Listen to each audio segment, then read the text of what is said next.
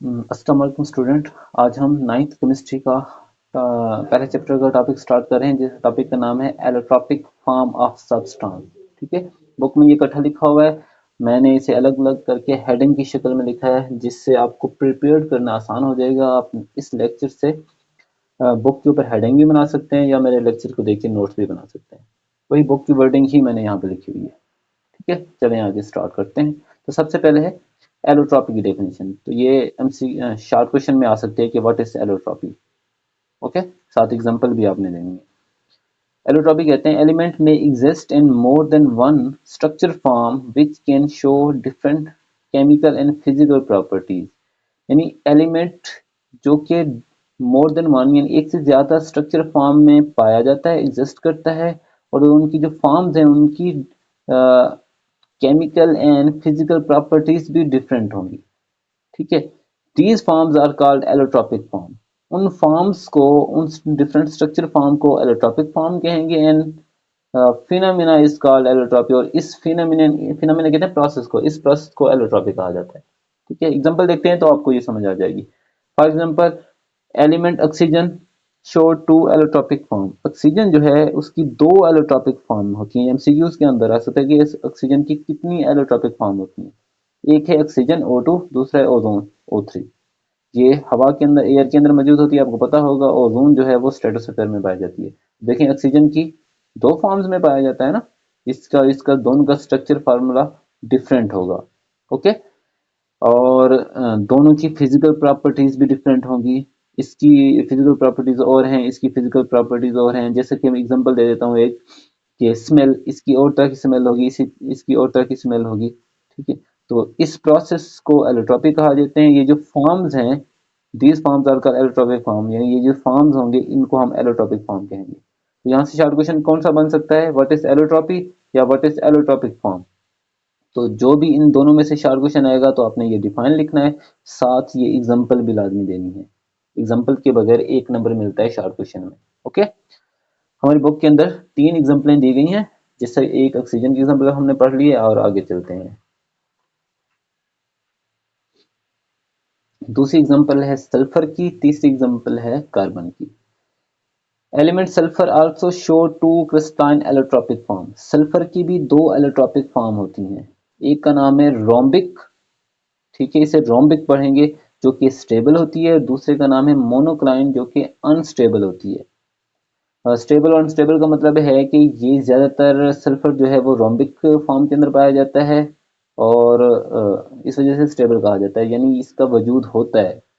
ठीक है, ये अपना वजूद बरकरार रखता है। और मोनोक्लाइन जो है वो बहुत ही कम क्वांटिटी के अंदर, आप कह सकते हैं कि सल्फर जो है मोनोक्लाइन फॉर्म के अंदर बहुत ही कम मिकदार में पाया जाता है, या बहुत ही कम शो करता है। इस वजह से इसे अनस्टेबल कहते हैं। ओके, मोनोक्लाइन एंड रोम्बिक जो है ये शेप के नेम है। मैं आपको दिखा देता हूँ कि किस तरह की शेप होती है। ये देख लें, ये सल्फर रोम्बिक फॉर्म जो है सल्फर की इस तरह की होती है, और मोनोक्लिनिक फॉर्म जो है वो इस तरह की होती है। ठीक है, ये अनस्टेबल है, ये स्टेबल फॉर्म है। हमारी बुक के अंदर तीसरी एग्जांपल है कार्बन की। Carbon exist in three allotropic form. Carbon की यानी कि तीन एलोट्रॉपिक फॉर्म होती हैं, डायमंड, ग्रेफाइट एंड बकमिस्टर फुलरेन्स, इनके नाम है 1 2 3। ओके, शॉर्ट क्वेश्चन में अभी आ सकता है कि कार्बन की एलोट्रॉपिक फॉर्म लिखें, फॉर्म के नाम लिखें, तो आपने ये लिख देना है। ये एमसीक्यूज के अंदर आ सकता है कि इनमें से कौन सी कार्बन की एलोट्रॉपिक फॉर्म है। इनमें से कोई एक ऑप्शन के अंदर दिया गया होगा, बाकी जो है इनमें से ऑप्शन होंगे। तो आपने फिर वही, यानी एमसीक्यूज के अंदर भी आ सकता है, शॉर्ट क्वेश्चन के अंदर भी आ सकता है।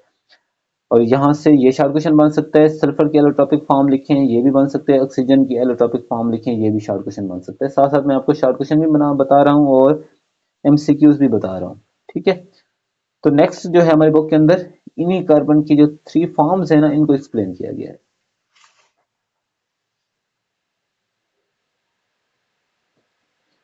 तो सबसे पहले डायमंड। डायमंड कार्बन की वो फॉर्म होती है, it has a giant macromolecular structure, यानी डायमंड की जो स्ट्रक्चर होती है एक बड़ी स्ट्रक्चर होती है। गेंट का मतलब भी लार्ज है, मैक्रोमोलिक्यूलर का मतलब भी बड़ा मॉलिक्यूल। हमारे बुक के अंदर डायमंड के बारे में सिर्फ यही बताया गया है। ठीक है, तो सारा डायमंड जो है कार्बन का बना होता है, इसमें कार्बन एटम होते हैं, लेकिन एक बड़ा स्ट्रक्चर बनाता है ये। बुक के अंदर भी जहाँ पे ये टॉपिक दिया गया है उसके अंदर नीचे डायमंड की भी स्ट्रक्चर दी गई है। और दूसरी है graphite, it has layered structure of hexagonal rings of carbon. Graphite जो है ये लेयर्ड स्ट्रक्चर शो करता है, और इसमें कार्बन के जो होते हैं वो रिंग होते हैं, और रिंग में 6 कार्बन होते हैं। अगर 6 कार्बन वाला रिंग होगा तो उसको हम हेक्सागोनल कहेंगे। ठीक है, मैं आपको स्ट्रक्चर दिखा देता हूँ। ये जो स्ट्रक्चर है ये ग्रेफाइट की है। इसमें लेयर्ड है, देखें ये पहली लेयर, दूसरी लेयर, ये तीसरी लेयर। और हर लेयर के अंदर अगर आप देखें तो आपको रिंग नजर आ रहे हैं कार्बन के, और हर रिंग के अंदर कार्बन जो है वो 6 कार्बन होंगे। अब इसमें देखें 1 2 3 4 5 6, 6 कार्बन है ना, तो 6 कार्बन वाला रिंग जो होता है उसे हेक्सागोनल कहा जाता है। ओके, नेक्स्ट है बकमिंस्टर फुलरेंस कार्बन की तीसरी एलोट्रॉपिक फॉर्म C60। यानी इस शक्ल के अंदर इसकी जो स्ट्रक्चर होगी उसमें 60 कार्बन होंगे, इस वजह से C60। एमसीक्यू के अंदर आ सकता है, बकमिंस्टर फुलरेंस के अंदर कार्बन कितने होते हैं 60। ठीक है, तो इसके जितने भी पॉइंट लिखेंगे हैं बुक के अंदर सारे इकट्ठे लिखे गए हैं, मैंने उनको अलग अलग पॉइंट की शक्ल में बना के दे दिया है। अब ये लॉन्ग क्वेश्चन आएगा तो फिर भी आप आसानी से यहाँ से याद करके लिख सकते हैं। अगर शॉर्ट क्वेश्चन आएगा तो यही शॉर्ट क्वेश्चन आएगा, write the properties of buckminster fullerenes. तो आपसे 2 से 3 प्रॉपर्टीज आपने शॉर्ट क्वेश्चन में लिख देनी है। अगर लॉन्ग क्वेश्चन में भी प्रॉपर्टीज आए तो फिर आपने सारी लिख देनी है। तो पहली प्रॉपर्टीज है, it consist of sphere made of atom arranged in pentagon and hexagon. यानी कि बकमिंस्टर जो है वो सफेयर फॉर्म में पाया जाता है। सफेयर कहते हैं गोल शक्ल को, लेकिन वो गोल अंदर से खोखली हो, बिल्कुल जैसे कि बॉल होती है। ठीक है, या फुटबॉल इस तरह देख लें। अच्छा, ये जो स्फेयर है कार्बन एटम से तो मिलकर बनी होगी, लेकिन वो कार्बन एटम भी रिंग शक्ल में होंगे, और रिंग जो है उनको पेंटागन और हेक्सागन कहा जाता है। पेंटागन का मतलब है 5 कार्बन वाला रिंग, और हेक्सागन का मतलब है 6 कार्बन वाला रिंग। ठीक है, ये देखिए हमारी बुक के अंदर एग्जांपल दी गई है, इसकी शेप बताई गई है। अब इसमें देखिए अंदर से खोखली है और इसमें आपको रिंग नजर आ रहे हैं 1 2 3 4 5। अब इस रिंग के अंदर कितने कार्बन है, 5 कार्बन है। तो इस रिंग को हम क्या कहेंगे, पेंटागन। इस तरह 6 कार्बन वाले रिंग भी इसमें मौजूद होते हैं।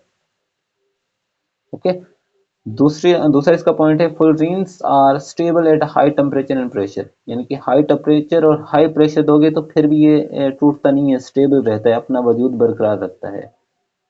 तीसरा पॉइंट है, they are covalent in nature so they are soluble in organic solvent. ये इनकी नेचर जो होती है कोवलेंट होती है। कोवलेंट नेचर का मतलब है कि इसमें जितने भी कार्बन एटम आपस में कनेक्टेड हैं, जुड़े हुए हैं ना, बॉन्ड बनाया हुआ है, तो वो कोवलेंट बॉन्ड है। इस वजह से इसे they are covalent in nature कहा जाता है। कोवलेंट बॉन्ड क्या होता है, ऐसा बॉन्ड जिसमें इलेक्ट्रॉन शेयर किए गए हों। आगे आएगा ये टॉपिक डिटेल के साथ। ठीक है, यहाँ पे सिर्फ ऐसे बताया गया। जो कोवलेंट कंपाउंड होते हैं वो ऑर्गेनिक सॉल्वेंट के अंदर आसानी से सोल्यूबल हो जाते हैं, यानी डिसॉल्व हो जाते हैं। ऑर्गेनिक सॉल्वेंट कौन से होते हैं, एग्जांपल बता देता हूँ। पेट्रोल, जैसे पेट्रोल हो गया, बेंजीन, ईथर, और भी बहुत सारे हैं। इनके अंदर अगर आप डालेंगे ना तो ये डिसॉल्व हो जाएगा। नेक्स्ट है, this molecule is not charge, has no boundaries and has no unpaired electron. ये जो मॉलिक्यूल है इसके ऊपर कोई चार्ज नहीं होता, ना तो पॉजिटिव का ना नेगेटिव का, इसकी कोई बाउंड्री नहीं है। देखिए ऊपर से स्फीयर नजर आ रहा है, बिल्कुल जैसे फुटबॉल होती है, कोई बाउंड्री नहीं है। And has no unpaired electron, लेकिन इनके पास अनपेयर्ड इलेक्ट्रॉन भी नहीं है। यानी कार्बन के जितने भी इलेक्ट्रॉन हैं वो सारे यूज हो गए हैं बॉन्ड के अंदर, कोई फ्री इलेक्ट्रॉन नहीं पड़ा हुआ, अनपेयर्ड की शक्ल में मौजूद नहीं है। Okay, they have a cage like structure. इसकी स्ट्रक्चर अगर आप देखें, जैसे मैं आपको बुक में बनी हुई है, मैंने आपको यहाँ पे लेक्चर में भी दिखाई है, तो केज की तरह की, केज कहते हैं पिंजरे को, पिंजरे की तरह की स्ट्रक्चर है इसकी। It has a low melting point, इसका मेल्टिंग पॉइंट भी लो होता है, कम टेम्परेचर पे मेल्ट हो जाता है। मेल्ट का मतलब है पिघलना। It is soft and can not conduct electricity. Soft होता है और इलेक्ट्रिसिटी भी कंडक्ट नहीं करता। ठीक है, यानी इसमें से इलेक्ट्रिसिटी पास नहीं होती है। टच करोगे तो ये सॉफ्ट सॉफ्ट फील होगा, बिल्कुल जैसे पाउडर होता है। तो ये आज का लेक्चर था। अगर आपका कोई क्वेश्चन है तो आप व्हाट्सएप के ऊपर भी रब्ता कर सकते हैं, और या फिर कमेंट्स के अंदर भी पूछ सकते हैं। ठीक है, आपको स्क्रीन के ऊपर नंबर नजर आ रहा होगा, इस नंबर पे आप व्हाट्सएप पे रब्ता कर सकते हैं। ओके, अल्लाह हाफिज।